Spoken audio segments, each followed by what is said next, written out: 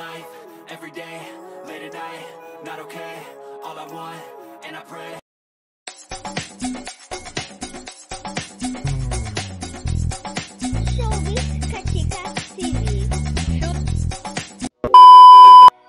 Hello mga kachika!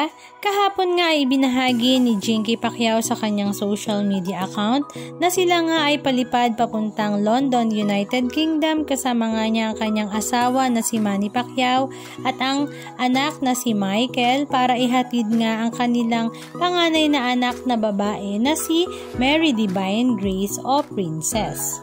Inihatid nga nila si Princess sa London dahil sa London na nga mag-aaral ng college ang kanilang prinsesa.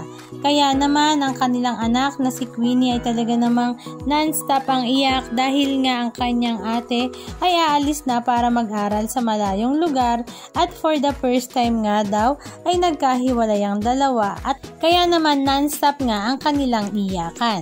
Maging si Jinky nga ay naiyak nang makita nga niya ang kanyang dalawang anak na nagyayakapan at nag-iiyakan. Matatandaan nga last May nag-graduate nga si Mary Divine ng senior high school sa Brent International School. Ang ilan nga sa mga netizens ay napakomment na ganyan nga talaga ang buhay na kapag lumalaki na nga ang mga bata ay unti-unti at isa-isa na nga silang nagsisialis para nga tuparin nila ang kanilang mga pangarap sa buhay. Halika at panoorin natin ng ilan sa mga video clips ganap na kanilang ibinahagi.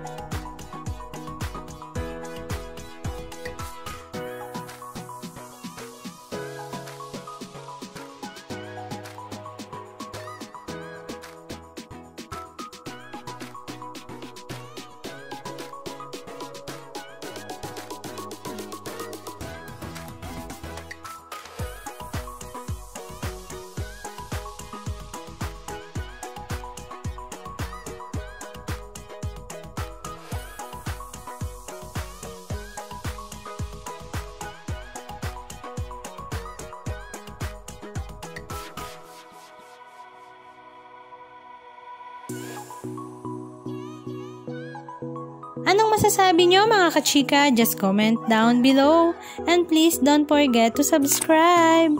Thank you!